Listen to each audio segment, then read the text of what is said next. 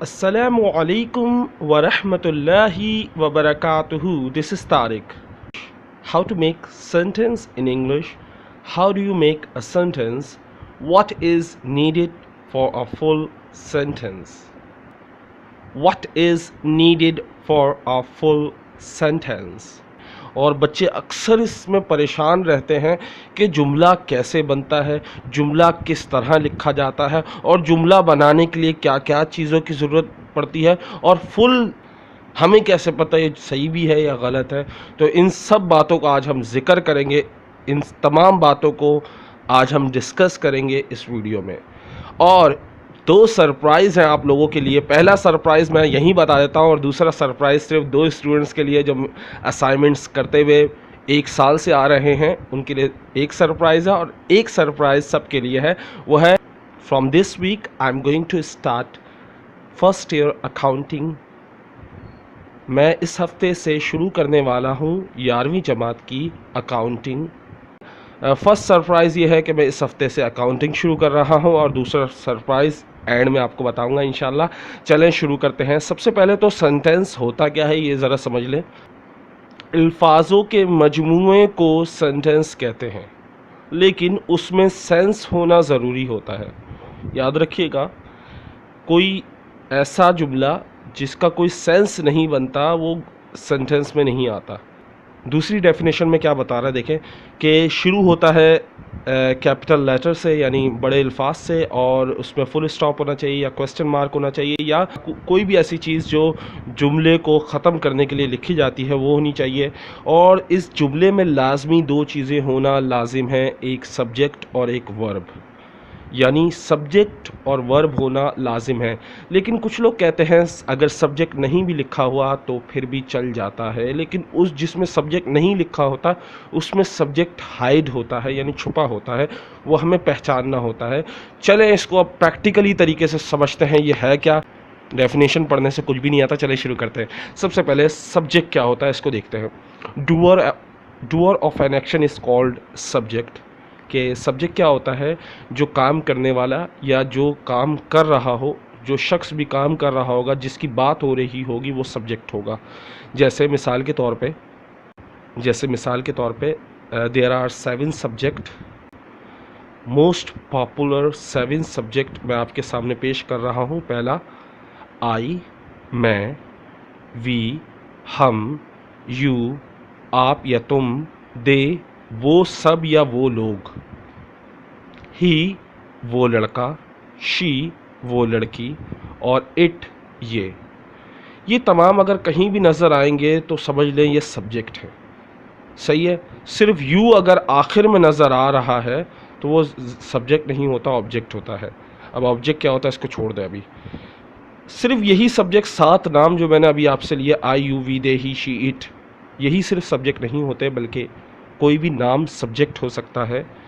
कोई भी चीज़, कोई भी नाम अगर जुमले के शुरू में आ रहा हो वो सब्जेक्ट हो सकता है, क्योंकि ज़्यादातर कहा जाता है सबसे पहला जुमला यानी जो शुरू होता है वो हमेशा सब्जेक्ट होता है। पहला या दूसरा जुमला हमेशा सब्जेक्ट होता है, पहला या दूसरा, लेकिन सब्जेक्ट जुमले के शुरू में आता है। उम्मीद करता हूँ आपको सब्जेक्ट पता चला होगा। ये सब्जेक्ट मैंने आपको लिखकर बताए और समझाए हैं। अब इसको हम मिसाल के तौर पर लेते हैं। इनको अगर मैं इस्तेमाल करता हूँ तो कैसे इस्तेमाल करूँगा, लेट्स सी। सबसे पहले देखें, मैंने कहा नाम भी सब्जेक्ट हो सकता है।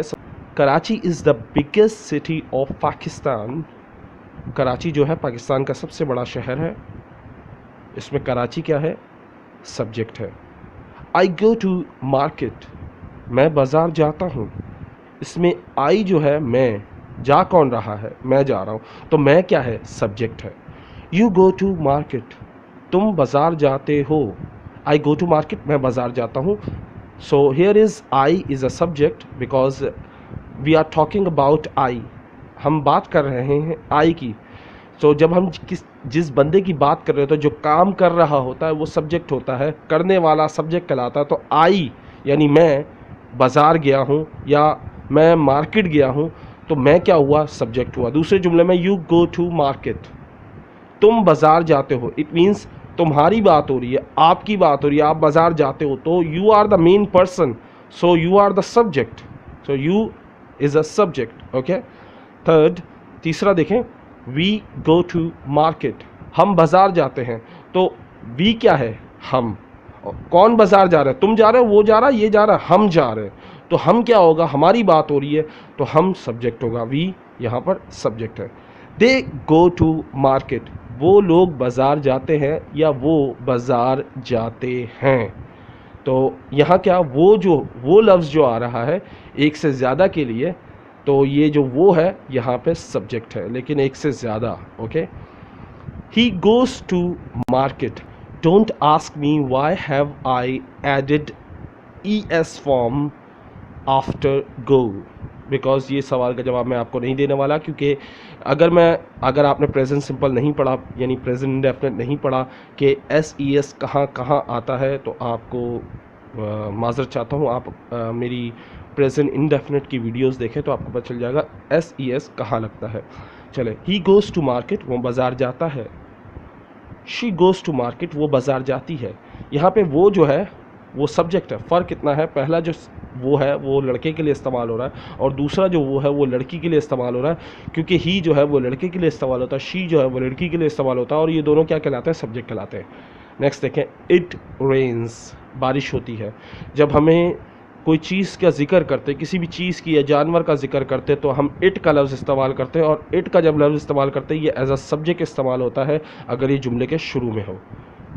तो यहाँ था, मैंने आपको बताया कि सब्जेक्ट क्या होता है और कैसे इस्तेमाल होता है।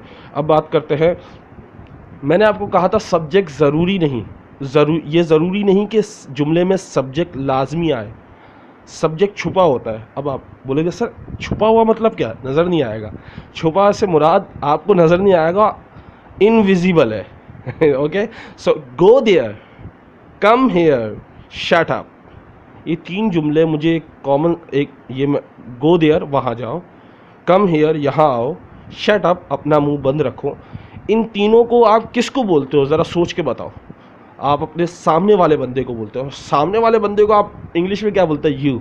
तो इसमें यू जो है वो हाइड होता है, तो जिसमें मैंने आपको एक बात आपको बता दूं, वर्ब भी सब्जेक्ट होता है, वर्ब भी सेंटेंस होता है, एक वर्ब भी सेंटेंस हो सकता है अगर उसमें सेंस हो और वो कंप्लीट मीनिंग दे रहा हो। जैसे गो देयर एक हुक्म है, एक हुक्म दे रहे हो आप, गो देयर, तो ये कंप्लीट सेंस दे रहा है, लेकिन किसको बोल रहे हो, ऑब्वियसली अपने सामने वाले को बोल रहे हो।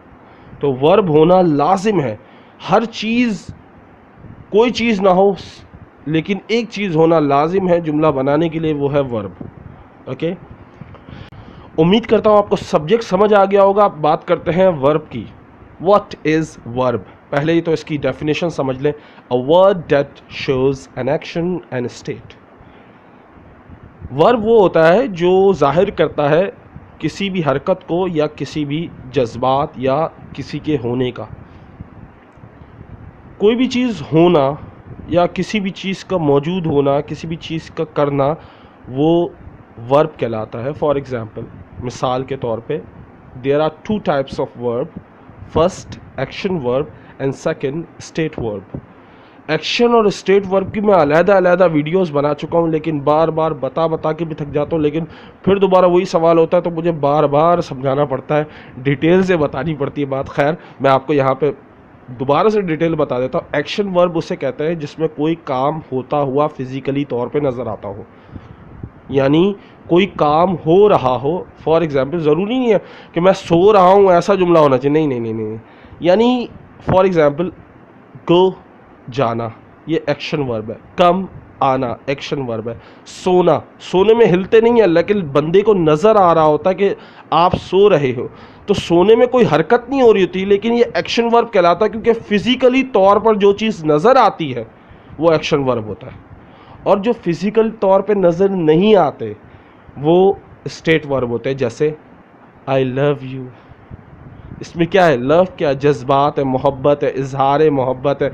इसमें आप मुझे बताएं कहीं नज़र आ रही है मोहब्बत, कोई बता सकता है मोहब्बत। इसी तरह किसी का ओहदा बयान करना, ही इज़ अ डॉक्टर, क्या है ये। सबसे पहले हम सीखते हैं एक्शन वर्ब कैसे कैसे होते हैं, ज़रा देखें। आई सब्जेक्ट, टीच वो एक्शन वर्ब और you object. I teach you, मैं तुम्हें पढ़ाता हूँ। आई मतलब मैं, टीच पढ़ाना। पढ़ाना क्या है, एक नज़र आने वाली चीज़ है, तो वो क्या होती है, एक्शन वर्ब। जो भी चीज़ नज़र आती है फिजिकली तौर पे वो एक्शन वर्ब कहलाता है। यू तुम्हें, मैं तुम्हें पढ़ाता हूँ। आई प्ले क्रिकेट, मैं क्रिकेट खेलता हूँ। जब आप क्रिकेट खेलते हो तो लोग आपको देखते हैं, आप नज़र आ रहे हो, तो जो चीज़ आप कर रहे हो वो चीज़ नज़र आ रही हो तो वो एक्शन वर्ब में शुमार की जाती है। आई प्ले क्रिकेट, मैं क्रिकेट खेलता हूँ। यू लर्न इंग्लिश, तुम इंग्लिश सीखते हो। We cook Chinese rice, we cook Chinese rice, हम चाइनीज़ चावल पकाते हैं। यहाँ पे वी क्या है, सब्जेक्ट है, कुक मतलब एक्शन वर्ब, चाइनीज़ राइस यानी जो चीज़ बनाई जा रही है उसको ऑब्जेक्ट कहा जाता है। They play tennis, they play tennis, वो टेनिस खेलते हैं। तो दे क्या है, सब्जेक्ट है, प्ले क्या है, एक्शन वर्ब है, और टेनिस क्या है, यहाँ पर ऑब्जेक्ट है। You drive a car, you drive a car, you क्या है, सब्जेक्ट है, ड्राइव क्या है, चलाना, वर्ब है, और अ कार, आ क्या है, प्रेपोजिशन है, और कार क्या है, एक नाउन है जो ऑब्जेक्ट कहलाता है। So you drive a car, तुम गाड़ी चलाते हो। ये थे एक्शन वर्ब के। मैंने आपको बताया कि वर्ब दो किस्म के होते हैं, जिसमें एक्शन वर्ब हमने पढ़ा, एक्शन वो वर्ब होता है जो फिज़िकली तौर पर नज़र आता है, जिसमें हरकत होती हुई नज़र आती है। अब बात करते हैं स्टेट वर्ब की। स्टेट वर्ब क्या होते हैं? स्टेट वर्ब में ज़्यादातर जो इस्तेमाल होता है वो इज़, एम, आर यानी बी वर्ब्स इस्तेमाल होते हैं। बी वर्ब्स क्या होते हैं? ऐसे वर्ब जिसके फ़ौरन बाद, इज़, एम, आर के फ़ौरन बाद अगर नाउन, एग्जेक्टिव या एग्जेक्टिव नाउन आता हो वो बी वर्ब्स कहलाते हैं। जैसे मिसाल के तौर पे आई एम अ टीचर, यहाँ पर आई मैं हूँ, एम होना हूँ। होना, मैंने आपको बताया था कोई भी चीज़ होना या किसी का ओहदा बयान करना, किसी का एग्जिस्टेंस बयान करना, या किसी के जज्बात को इजहार करना, ये सब स्टेट वर्ब में आता है। तो यहाँ पर मैंने बी वर्ब्स का इस्तेमाल किया है एज अ डेजिनेशन बताने के लिए। आई एम अ टीचर, मैं अपने बारे में बता रहा हूँ, मैं टीचर हूँ। तो एम क्या है, यहाँ पे स्टेट वर्ब है। अ टीचर एक नाउन है। ओके। यू आर एंग्री, तुम गुस्से में हो। यहाँ पे तुम्हारी हालत बयान की जा रही है। मैंने कहा ना, जिसमें कोई काम नहीं हो रहा होता, अगर वो जुमला इस्तेमाल हो रहा हो, उसमें कोई हरकत ना हो रही और किसी को पता ना चले। आप जब गुस्सा होते हो तो आपके चेहरे से एक्सप्रेशन ज़ाहिर होते हैं, लेकिन आप अगर अपना गुस्सा छुपाना चाहें तो किसी को नहीं पता चलेगा आप अंदर से गुस्सा हो। तो जहाँ फीलिंग, इमोशंस की बात आती है वो स्टेट वर्ब में इस्तेमाल किए जाते हैं। तो यू आर एंग्री, तुम गुस्से में हो। यू यहाँ पर सब्जेक्ट है, आर यहाँ पर स्टेट वर्ब है, और एंग्री यहाँ पर एग्जेक्टिव है। तीसरा जुमला देखें, he is an experience teacher, वो एक तजर्बेकार टीचर है। यहाँ पे ही क्या है, सब्जेक्ट है, इज़ क्या है, स्टेट वर्ब है, और एन एक्सपीरियंस टीचर क्या है, एग्जेक्टिव प्लस नाउन। तो ये जुमला हमने किसकी मदद से बनाया, स्टेट वर्ब की मदद से बनाया। यहाँ पर इज़, एम, आर को वर्ब कह रहे हैं क्योंकि इनके फ़ौरन बाद नाउन या एग्जेक्टिव आ रहा है। तो याद रखिएगा। लेकिन हमारी सबसे बड़ी मिस्टेक क्या होती है, हम यहाँ पर आकर मिस्टेक कर देते हैं। जो अभी नीचे जुमले रेड कलर में दिए, इसको ज़रा गौर से देखें।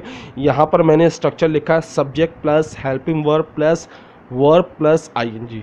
यहाँ पर आकर गलती हो जाती है। कैसे? आई जो है वो सब्जेक्ट है, एम जो है वो हेल्पिंग वर्ब है। अब बोलेंगे सर अभी तो आपने बताया ये वर्ब है, हमें पागल समझा हुआ आपने। अभी आप बोले तो वर्ब है, आप बोले हेल्पिंग वर्ब है, ये क्या चक्कर है, हमें खुद नहीं पता।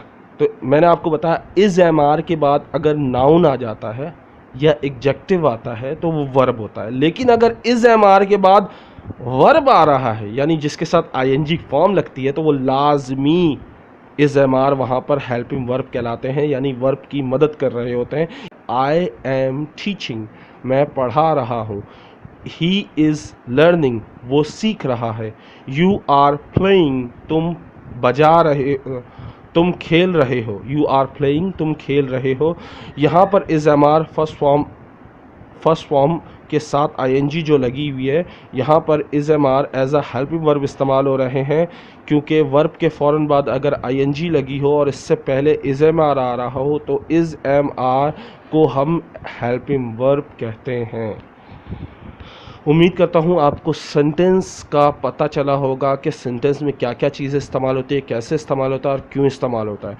अब बात करते हैं अपनी विकैबुलरी की, कि विकैबुलरी मैं चेक करना चाह रहा हूँ कि आपको सेंटेंस समझ में आया या नहीं आया। मुझे बताइएगा वीडियो के आखिर में जाकर कि या the bottom is the lowest part, इसमें जो इज़ है ये क्या है, हेल्पिंग वर्ब है या वर्ब है, ज़रूर जवाब दीजिएगा। बॉटम का मतलब होता है निचले वाला हिस्सा या तह का हिस्सा, तह को कहते हैं या सबसे नीचे वाले हिस्से को कहते हैं। The bottom is the lowest part, जो बॉटम होता है वो सबसे निचला हिस्सा कहलाता है। The bottom of my shoe has a hole in it, the bottom of my shoe has a hole in it, मेरे जूते के निचले हिस्से में यानी सबसे नीचे वाले हिस्से में सुराख है।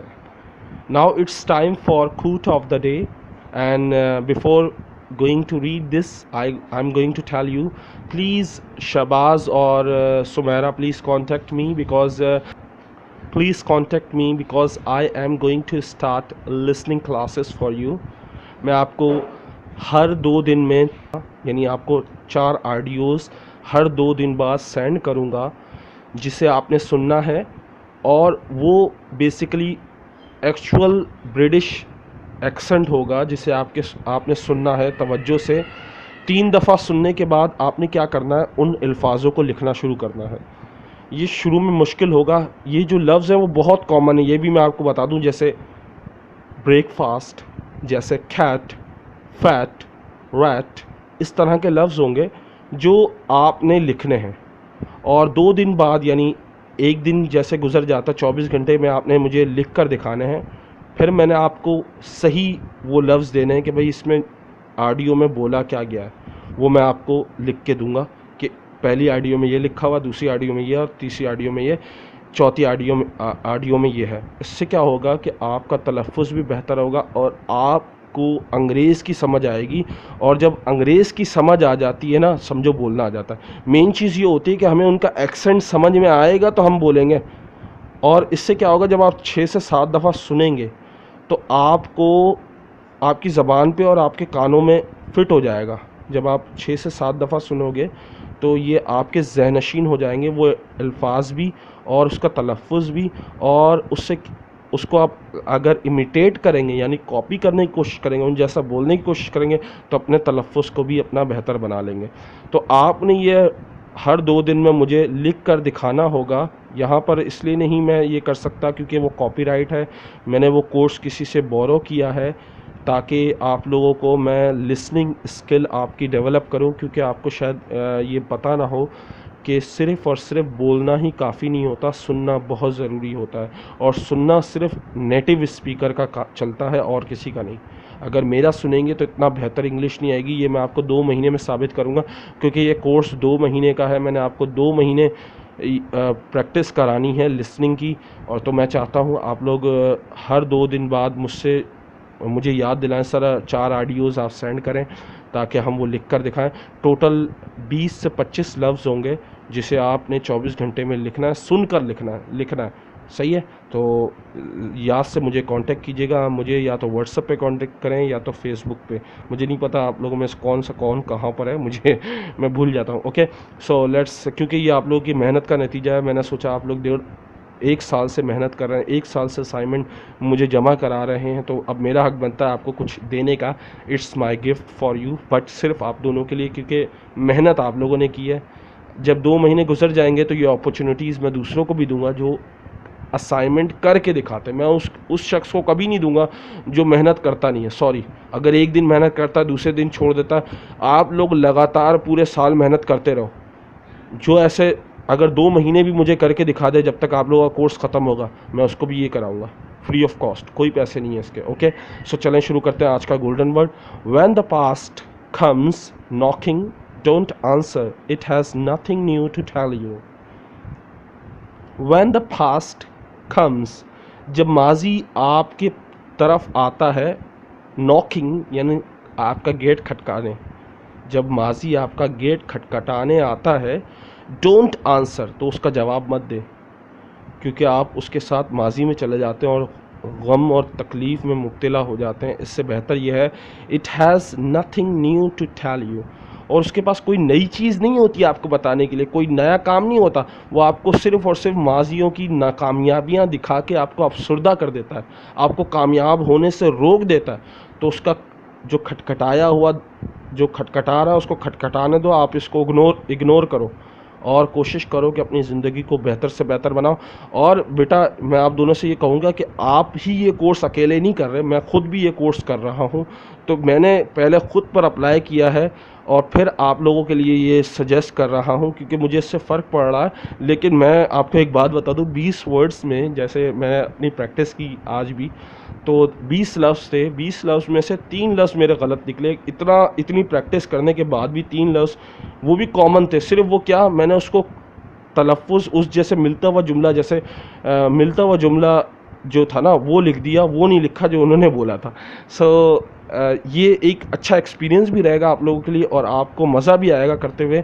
और इंशाल्लाह मैं उम्मीद करता हूँ कि इन 4 महीनों में 2 महीने ये होंगे और उसके बाद मैं आपको वो तरीक़ेकार बताऊँगा कि आपने कितना इम्प्रूव किया और आपको कितनी आ गई, ये फ़ैसला वक्त करेगा। मगर सिर्फ 2 महीने आपने लग के मेहनत करनी है, जिस तरह पूरे साल आपने असाइनमेंट किया है, अब ये कोर्स भी आपने लाजमी करना है। ओके, अल्लाह हाफ़िज़, take care, best of luck.